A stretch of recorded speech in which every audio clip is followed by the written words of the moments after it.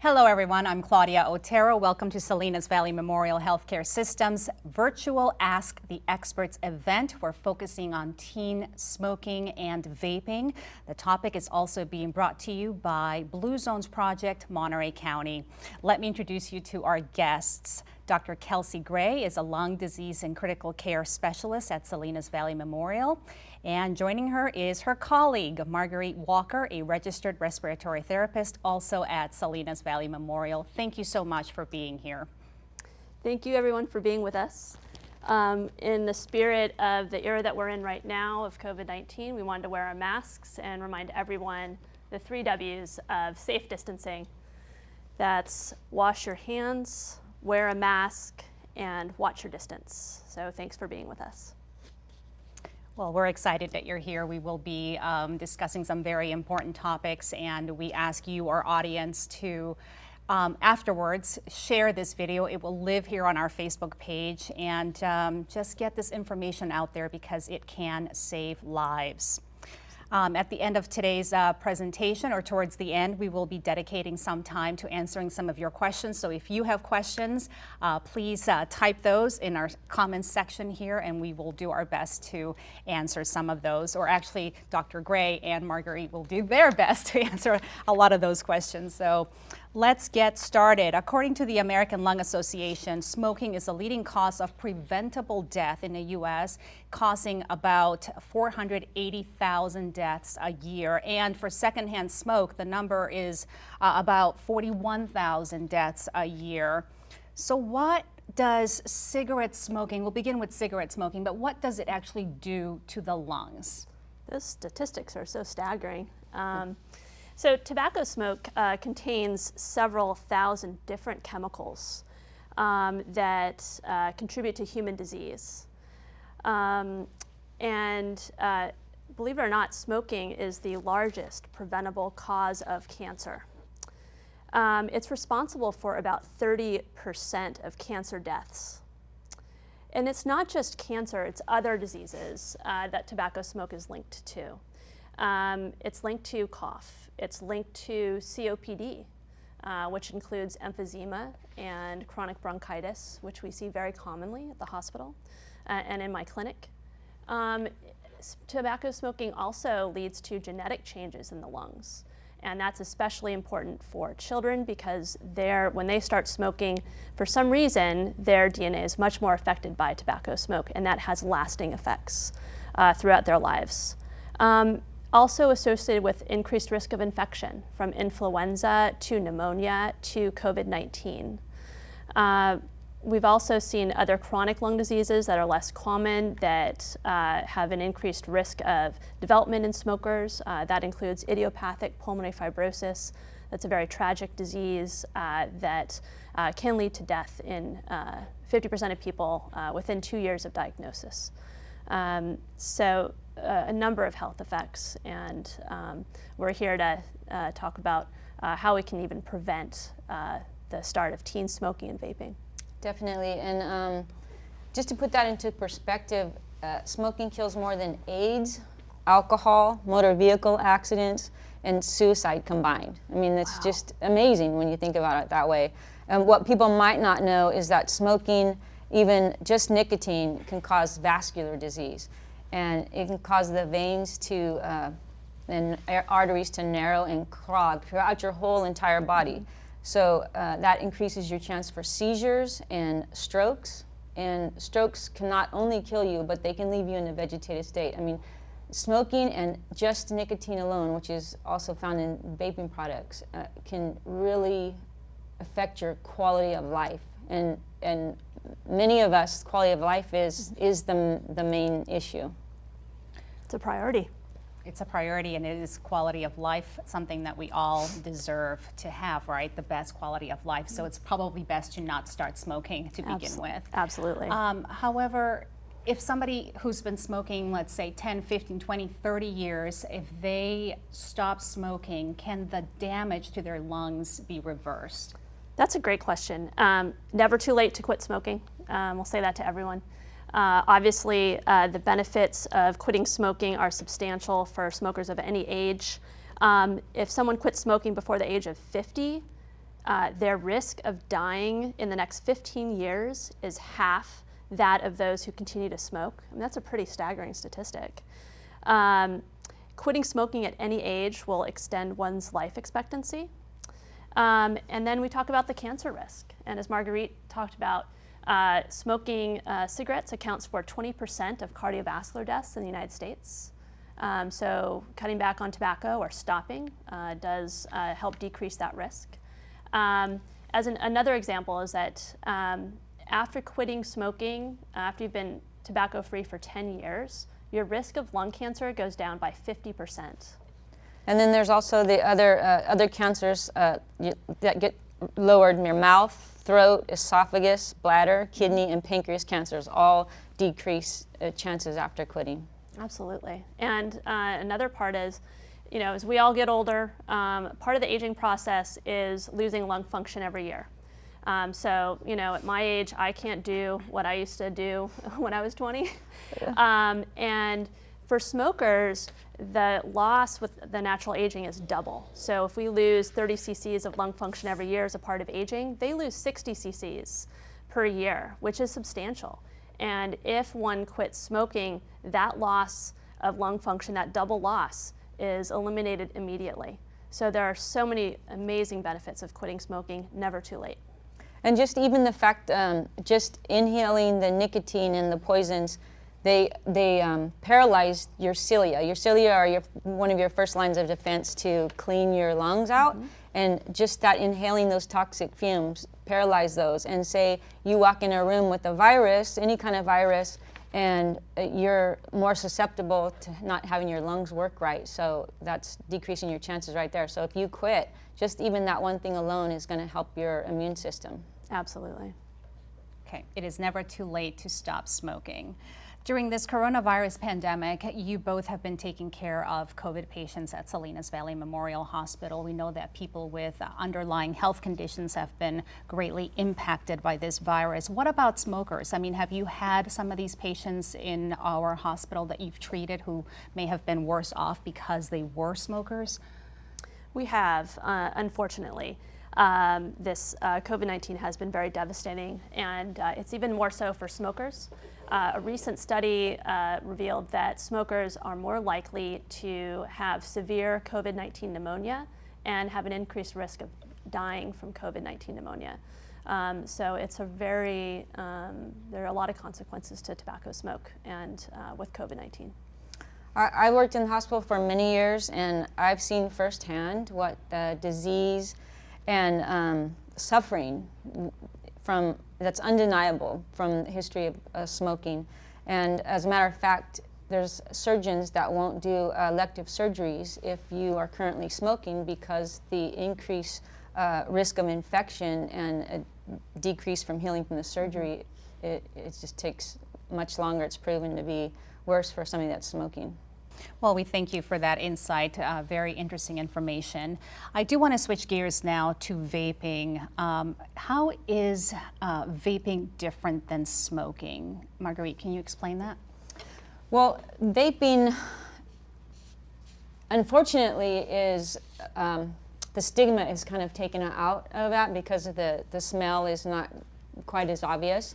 So, and even these first line of vape products, they have a sweet smell. They've added sweet flavors to them to kind of fool your upper airway into accepting that smoke, because just harsh tobacco by itself is your body telling you shouldn't be inhaling it. So they add these other chemicals and especially flavors to make them more attractive and attractive to young people, because that's where they get them. That's where they get them addicted. That's where they get it started for a lifelong addiction. Some of these products, like the Juul, a lot of people have heard about the Juul. And this is the one, it looks like a flash drive. This is the battery part that looks like a flash drive. It goes right into your laptop, and that's the charger. And this is the actual device that you charge there. So these are the pods. These are the pods that fit, that's in a pack. These flavors are creme brulee, which is one of my favorite desserts, and I might be attracted to that.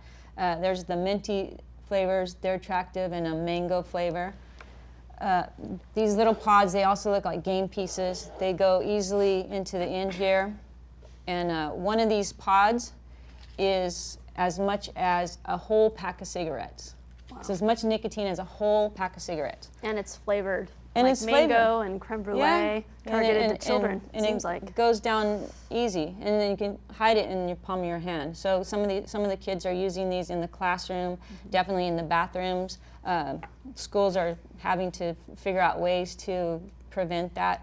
Some schools have outlawed flash drive use, right? And they're having to put sensors that somehow develop these products, but people stay ahead of those trends to get away with it. This is another product. This is just the liquid juice. Wow. And it looks like candy. It does. It looks very, very sweet and yummy. This is the bottle. And what's in that juice right there? it's nicotine. It's Okay. nicotine. It also has the propylene glycol. As a matter of fact, there's warnings on these boxes and only listing the very few chemicals that it's prohibited, the 65 California warning that it causes birth defects in children. It's right there in black and white. And those are only the chemicals that are listed. And other companies have done studies on these products, and they've shown that there's many more toxic chemicals in them that are even listed. Especially when you heat a product, it changes its chemistry and makes it more toxic to you. And it can be dangerous in other ways as well, correct? Well, Right. The dangers of vaping include nicotine poisoning, right? So you had pointed out earlier when we were talking that, someone could drink that. if your little brother or Right. sister got a hold of this, I mean, it looks like any other candy. I mean, just the small amounts of nicotine can kill a young child. So it's very dangerous. And then if someone's, essentially a child had never smoked cigarettes, and we hope they never did, but they all of a sudden smoke a Juul, that could also lead to nicotine poisoning, because one of those pods is equivalent to a pack of cigarettes. Yeah, and especially some of the other tank products, some of the larger products that they can adjust. They can get these in different strengths of nicotine, and they can adjust, modify these products to give a stronger hit. And even that's one of the problems with these, is that these are not the baseline tobacco that your dad used to smoke. I mean, these are nicotine salts. They've modified them to make them get into your bloodstream faster, to get to your brain faster, and they are definitely more toxic than cigarettes were for equal parts. And they're probably more addictive, right? So They're more addicted for that reason. Also, the ease of use. You tend using more. So, like, if this is just a pack of cigarette, you might think, oh, it's just a small amount. You might go through 2 or 3 of these, opposed to maybe self-limiting yourself with a pack of cigarettes. how does it impact the brain? And when we're talking about really young people too, who are still growing and Well, nicotine gets to your brain in less than 10 seconds. So that immediate connection also makes that addiction quicker. But nicotine is as addictive as heroin and cocaine. The scientists have done many studies, and they compare it to heroin and cocaine. So if that's one of the things that you can talk to your kids about, it's like, this is not candy. This is not just a fun thing to do with your friends. This is an addicting, could be a lifelong addiction if you don't get it under control. And the other aspect, right, is that the human brain keeps developing until the age of 25. And nicotine is a brain poison. I think we should just say that. And it actually changes brain cell activity. And especially for developing brains of children, it can affect their learning, their attention, their memory. So parents may have to watch out, and we'll often see increased anxiety in their children if they're vaping or using tobacco, increased irritability, as well as impulsiveness. And it can also, vaping and cigarettes can also be a gateway to other abusive behaviors later in life, including alcohol use and drug use. Yeah, they think it could lead to more addicting behaviors. And once you've done this, I mean, it is an easy step to doing vaping marijuana and, like you said, doing other drugs. And you have another product over there where it's very easy to fill with whatever someone may want to modify, right? Yeah, this is a refillable pen, and it has a tank here that you put in the e-juices. It has the batteries, the lithium batteries, and you can mix and match, and some of the larger ones you can modify also to make them stronger, like we'd mentioned before. This item is a disposable pen. It looks a little bit like a marker that you might not notice in your kid's backpack. This actually has 1,000 puffs. This is disposable, but it has 1,000 puffs in this small. So that's what I'm saying. You can easily overuse this because you're not limiting yourself, and they are a little bit cheaper than cigarettes themselves. So it's easier to overdo it. I'm guessing here, but a pack of cigarettes is probably under $10. It's about $10. About $10. So this device that you just showed us, how much was that? Just to kind of show parents. This device, I believe, was about $15. Yeah. Okay. And then there's there's that green device that you have right there. This is also one of the more popular mod devices, the Sorn Drop. And as you see, it comes in lots of appealing colors, and it feels really good in your hands. Actually, it's pretty. Feels like it's made pretty well. This cap comes off, and you can refill it. But it's attractive. I mean, these are tech devices that are attractive to our kids, and we can't deny that they're attracted to them. So we have to be aware of that and not just write that off as a fad that they're going through.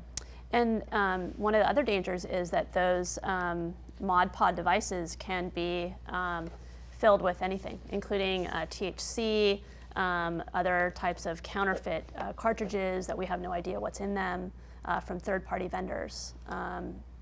So that's very concerning. Yeah, I mean that's part of. I mean that is part of being the youth, is being curious and wanting to experiment, and it's part of society wanting to make a buck as quick as you can. So there's always somebody that's going to take advantage of our kids trying to.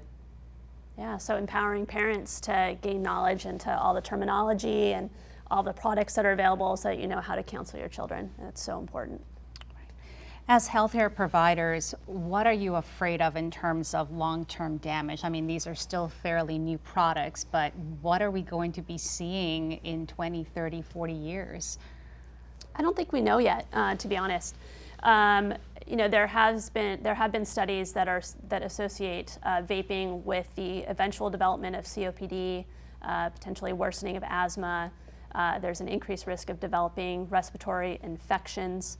And then I think, you know, the brain development issue and the behavior changes that one can see in their children is very concerning. And this is a relatively new product. They started coming on the market in 2006 and have only gained popularity.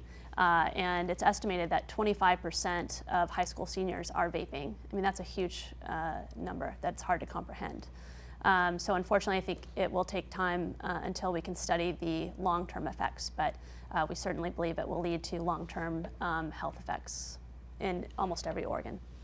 And common sense tells us that we shouldn't be breathing in anything toxic for any periods of time, anything that's risky. We see in the hospital setting in patients that just even their work environment, just breathing in even some of the common dust that we have can cause damage. So it's just not worth the risk to intentionally breathe in any chemical. Air pollution Air causes pollution a significant amount of lung disease. You don't see that really when you're in air pollution. I mean, they banned a lot of things just to protect us, and then and so it's the same. Some people say, oh, you can't see the vape, so it must not be dangerous. It is dangerous. It's toxic. It's dangerous to breathe in anything but good, clean air. And then there's the other physical dangers that we haven't touched on, that you have some examples. Trauma from the device, from battery explosions. Can cause burns and severe disfigurement and even death. Other things are collapsed lungs, as well as a recently defined condition called EVALI. EVALI is e-cigarette or vaping product associated lung injury. There was an outbreak in 2019, and we're still seeing cases. We've seen several cases at Memorial that's associated with death in 68 people across the country. And THC use has been a common factor in the EVALI cases. 91% were actually vaping THC or using black market e-liquids. And that's the other thing, is they can fill those pods with anything. And sometimes we don't know what they're getting, and it can cause lung injury. So better not to do it. Matter of fact, some of the larger tank products that hold these products, the batteries are larger, and some of them, when they modify them, there's been people that died instantly with the explosion in the batteries. There's been house fires. It's dangerous on many levels. Not worth the risk. Yeah, absolutely. Lots of toxic chemicals in those juices. Can you walk us through some of those chemicals that are found in these products? Well, as we mentioned, nicotine is the #1 toxic chemical that we need to stay away from. It keeps coming back to that. So that's the brain poison that we talked about. And it has been used as an insecticide for many years. And matter of fact, they quit using nicotine as an insecticide because they found that it was doing damage to the surrounding animal life. So they've kind of gotten away from using nicotine for that reason as an insecticide.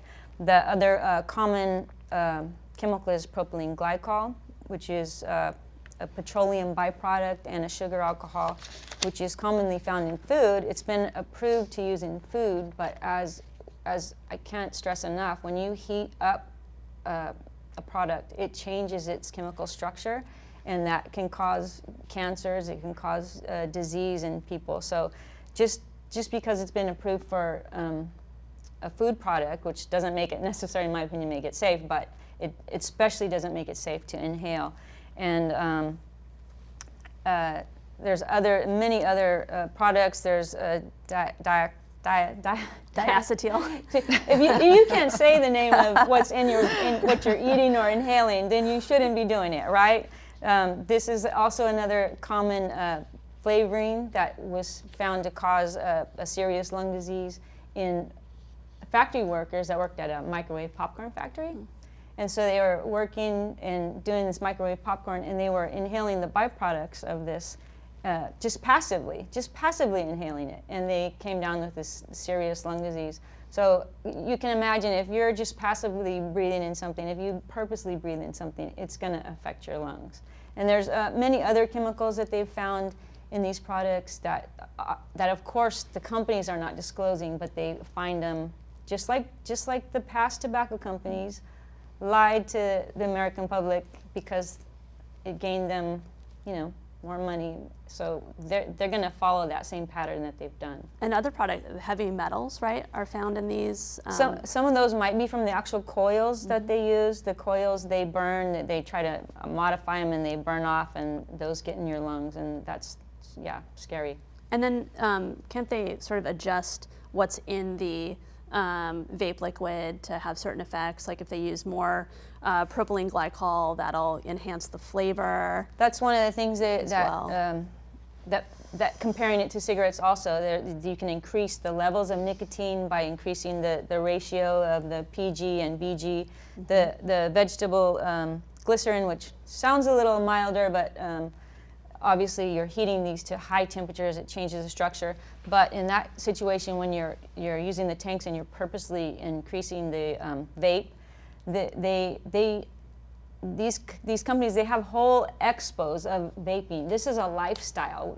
If we need to take this serious. This is not just a passing fad and passing phase. This is a lifestyle that they're having whole expos surrounding. And one of the attractive things for kids is that they have these competitions on how to do these vaping smokes and make smoke rings and different.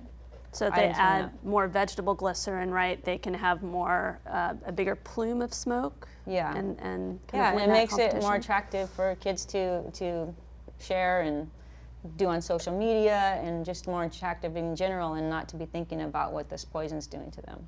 And so it's important for parents and everyone to just know, educate yourselves as much as you can in terms of the different products, what's available, so you can talk with your kids and loved ones. I think it's so important. I know that the CDC website has a lot of information that anybody and everybody has access to, so I would encourage parents or anybody really out there to go on that website and look at some of this information. It's always great to be informed about what's out there and the dangers. I do want to remind our audience that this event is being recorded, and if you have any questions, please type them up in the comments section at the end of this presentation. Dr. Gray and Marguerite will be answering some of those questions. Now, there are an estimated 15,500 vape flavors that you can purchase online, all sorts of different companies. And it's estimated that 93% of teens who tried vaping for the first time used a flavored product. Now, while you have to be 21 years old to buy these products, teens are getting around that. Can you tell us how this is happening? Where are they buying these products? How are they getting around mom and dad? Well, as a matter of fact, Juul, they chose to not sell the flavors, but they're still selling the mint and the other flavor. But there's aftermarket companies that sell aftermarket products that you can just add the other flavors to. Kids get these from their friends, from older siblings. Convenience stores are obviously not supposed to sell them, but there's little enforcement. There's little money to enforce these laws at convenience stores, which are located very close to all the schools. Social media makes it easy to pass information on how to get these products on the websites. All you have to do is check a box to say you're 21. You can have these things shipped to your house and in undisclosed packages, or even some kids are getting Amazon lockers and have them shipped to. We remember what it's like to be a kid, and we like to think we're one step ahead. So don't put that past your kids that they can be one step ahead. Okay. So what do parents need to look out for? I mean, we've talked about what the chemicals are, where we can buy some of these devices. What do they need to be looking out for? Well, I think like Dr. Gray mentioned that when you're first using it, or if you increase the nicotine levels, you can have headaches and Cough, things like that. If you smell some of them have a sweet smell. It's very light, but if you smell something that's a little bit different, you can investigate that. The menthol is a popular flavor. A lot of these chargers, as I mentioned, if you see some chargers that you can look at. I mean, this just looks like any other charger. This goes with this. It looks like an Apple phone charger. iPhone charger. Yeah, this one goes to this device. It's a little different, but it looks like a charger.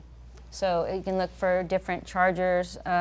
Some of these come in smaller droppers, or if they choose to share them, or who knows if they're concocting their own liquids. They buy other little droppers so that you can't notice. Behavior change in kids. Behavior change, but that might be a little harder to detect because they're kids teenagers. have behavior change anyways, right? And also so vaping dries your tissues out. I'm a little dry in parts myself right now, but not from vaping. Vaping dries your tissues out. As a matter of fact, they even have a name for it. It's called vape tongue. So you can watch for increased thirst or nosebleeds. So, I mean, that by itself tells you if that's happening, it's probably not good for you, especially long term. Okay.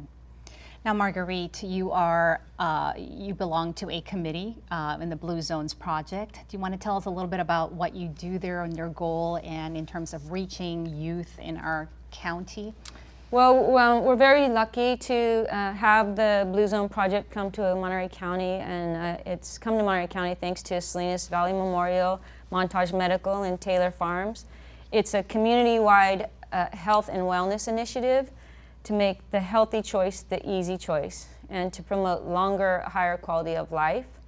And so, for example, the Blue Zone might work in supporting to advise on developing policies that protect citizens from secondhand smoke, amend existing policies to include vaping and marijuana use, because a lot of the laws, like especially for secondhand smoke and different laws, they don't even have that language in them because it's just come along so fast. and also to limit the sale of these products, starting with just limiting the sale of these products in your schools, but there's so many other things that we need to address, but just to start with.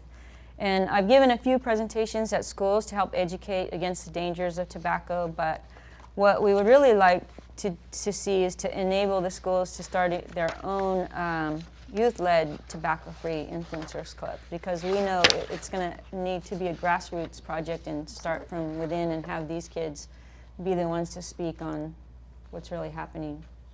Absolutely. That's great. That's great work being done by you, the committee, and all the Blue Zones project.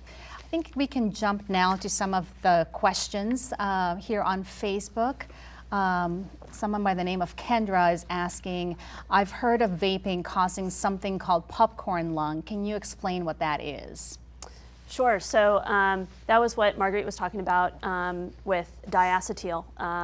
So diacetyl is a chemical that's used in flavorings, and it was initially discovered to cause a disease called bronchiolitis obliterans in workers that make flavored popcorn, specifically microwave popcorn.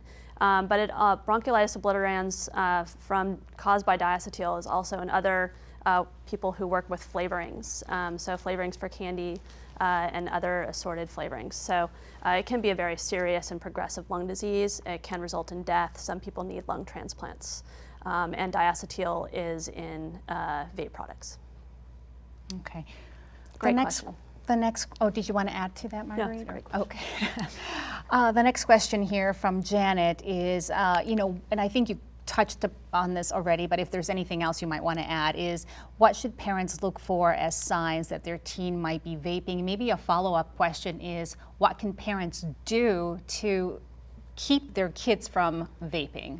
Yeah, I think the number one thing is talk to your kids, talk to your kids, talk to your kids, and then tomorrow talk to them again, and the next day talk to them again, the next year talk to them again. I think asking them open-ended questions, what do you feel about vaping? Are your friends vaping? And then to not approach it as judgmental, but be supportive. I think that's what kids need, and I know there's a fine line with some of that stuff, but just keeping the conversation. And I actually think that one of the positive things, if there can be a positive things from this COVID shutdown, is that more kids and parents are coming together at the dinner table and just spending time together as a family. And some of the studies show that if you have time with your kids, especially dinner time, and just talk to them, that they're less likely to go on to these other addictive products and drugs, and that can end up being a lifelong problem. Okay. And parents educating themselves. I mean, this is what you've provided is eye-opening, I think, to a lot of people, just how attractive the products are, and then a whole new lingo associated with, the use of vape pens. Yeah. Right. Actually, what's that? There's a website that has a slang or something. I tried even looking on there. It's like to figure out some of the lingo. It's just, there's a whole language behind all this. Absolutely. Marijuana and vaping and all that. But one of the really good websites, and it wasn't mentioned earlier, but is a campaign for tobacco-free kids. And on there, if you could go on there with your kid, and there's some modules on there and on just information that you can go through, but also there's a lot of information on just the history of tobacco and how the tobacco companies have just done some not so good things to lead us down this path. And also how you can get involved and how to, we rely on the government to create policies and make change, and so this is the campaign for tobacco-free kids is a really great website to go with your child and look at that together. Absolutely. Okay. If a parent is having a difficult time talking to their child, would you suggest maybe a pediatrician or a school counselor, or maybe seeking assistance somewhere else to get that message across? Yeah, definitely for some reassurance. I mean, sometimes, as you know, we don't always take our friend or our spouse or our parents' word, and we hear from somebody else. It's always good reinforcement to get that. And Yeah, I think schools are really, as you pointed out, are really working very hard at trying to prevent kids from vaping and using tobacco products.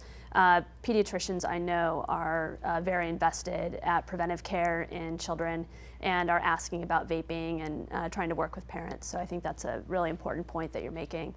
And school counselors absolutely can help provide wonderful guidance if that's available at your school. I have a question here from Gina. She's asking, have you had cases of young children ingesting liquid tobacco, and what's the harm? You know, I'm an adult pulmonologist, so I don't see children in the hospital. But there are certainly cases where harm has been done, and I do believe some children have not survived from ingesting both tobacco products as well as THC products that come in vaping solutions. Okay. I have another question here. My daughter is a freshman in high school and I do trust her. However, this makes me very nervous. What's the best way I can communicate with her? And I think we kind of touched a little bit about that. But if this person is not vaping, is not smoking, what's another way that the mom or dad can get around that subject? I think just to talk about peer pressure and just to just to reassure your kids to value their bodies, and that peer pressure, that high school doesn't go on forever. School does on, and when you're in it, you don't realize that, but you just reassure your kids that, school and peer pressure is only such a short time in your life, and that this is not just a curiosity. This is just not a phase that you're going to go through. The nicotine in these products can be a lifelong addiction, and the people that I see that are lifelong smokers, I mean, every one of them says, I just wish I never started. I mean, it's not like, oh, I did that, I learned from it, I got over it. I mean, it really gets a hold of you, and so you can't risk just starting that process. Right, 70% of smokers want to quit. It's just so difficult once you do get addicted. So if you can stop, children from starting to use tobacco, vape products, THC products, that's most important, and getting them involved in healthy pursuits. And as you said, I think, focusing on blue zones and, healthy lifestyle, healthy eating, exercise, that's very important. The studies show that the people that started smoking at a younger age are the ones that have more trouble quitting. Absolutely. And it's probably because it does get a hold of your brain while it's developing. Okay. I have one more question here from Jorge Rubio. He says, you spoke about some health benefits from quitting smoking. What would that include vape, or is there a difference between traditional and vape use when it comes to the benefits of quitting? I think that's a really good question. I think, vape products have not been around for that long, so we do not know the long-term health consequences. We do know that there are a number of conditions that are linked with vaping, not only in the brain development, addiction to nicotine, but also asthma, worsening asthma control, as well as the development of COPD and maybe certain types of cancers. But unfortunately, people are using it now, and we will not realize the long-term health consequences potentially for a few more decades. Well, I think one of the problems is that the tobacco companies are marketing e-cigarettes, e-liquids, and vaping as an alternative, the better, more happier, Right. friendlier alternative to smoking. But it's not proven. It's oranges and apples, and it's not been proven. As a matter of fact, it's been proven that it hasn't helped people quit smoking. That and some of these kids that start doing vaping, they end up also smoking cigarettes. So it's not. There's nothing been proven that it's a better alternative. Matter of fact, these kids, these millions of kids, there's 3 to 5 million kids that start vaping, that have started vaping, and some of the estimates are 8,000 a day in the U.S. start vaping, and those kids never would have started inhaling toxic products if it wasn't for this new item on the market. Right, that's marketed to children, seemingly. Yeah. They know they only have to get them young, and then they don't have to do that marketing anymore. It's money invested, good, money invested for the tobacco companies and bad for our kids. Well, this has been very insightful, and I do thank you for providing all this information. As we begin to wrap up here, is there anything else you'd like to add about smoking or vaping? I would say that there's a couple other things that I did want to mention, that we've had a couple cases of young adults coming in with toxicity from something called dabbing, where basically they inhale a highly concentrated concentration of THC, and they can use a couple of those products to do that. That can have, we've had some patients that have come in with lung damage as well as seizures. And so, there's a whole new vocabulary to all of this that I don't think any of us knew. Certainly I didn't know it when I was in high school, and we didn't even know it 10 years ago. And so there's just so many different modifications, and getting back to the health consequences, we have no idea what those modifications can result in. And unfortunately, we have new cases that do occur that the CDC is working on every day to try and figure out, how that happens. And again, switching to marijuana, I mean, this is not your sister's marijuana. This is highly concentrated drug, a mind-altering drug. So this is not in a form that is self-limiting. I mean, like, they're so concentrated, and you can just easily overdo it. And they are mixing them with non-natural chemicals to make them light up and to heat them. So there is just a whole nother category of mind-altering drug. And then there's also these new synthetic marijuanas that we've seen come in, kids that have used them. And basically what they are is plant products that are covered with chemical substances. They smoke it, and we've had patients come in who are very agitated, some having seizures, who end up on ventilators. And these are legal. They're sold in tobacco shops and head shops. Once the FDA gets a hold of them, the people who make this just alter one chemical compound, and then they make other brands. And so brands that you'll see are K2, Spice, Black Mamba. So unfortunately, we've seen some patients in the hospital that have been using these synthetic marijuanas that are very easy to get. Okay. So just a warning to, for parents to educate themselves on all these different dangerous substances that are out there. Again, in closing, just our lungs are so sensitive. I mean, in my opinion, they're more sensitive than, other parts of our body, and it is just not meant to inhale anything but clean air. So just talking about inhaling anything at any level is just don't do it. Please don't do it. Don't smoke, don't vape, don't even go near those products. Yeah. Thank you so much for all of that, really appreciate it. And speaking of lungs, flu season is right around the corner. Is there anything you'd like to share with our audience regarding flu, COVID, vaccines? Please get your flu shot. I've had mine. I've had mine. Me too. We're really advocating that everyone have their flu shot. So if you haven't had it, get it done. Soon. There's already been the first case in the Bay Area of a co-infection of COVID-19 and influenza. There are some sporadic cases of influenza, and especially I would say that we all want to get back to normal, but cases of COVID are rising, and as Thanksgiving and the holidays near, I think we'd all ask that you socially distance. I know it's not the same, but don't get together with people, don't have big meals.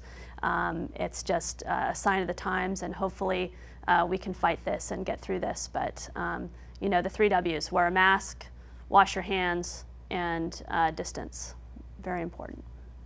We can do this. We just need to hang on a little bit longer. We do. And and continue doing what we're doing. Well, thank you very much, Dr. Kelsey Gray and Marguerite Walker, for being here. I know you're very busy at the hospital during this pandemic, obviously during this week, so we really appreciate you being here and providing and sharing all this knowledge with our Central Coast neighbors and friends.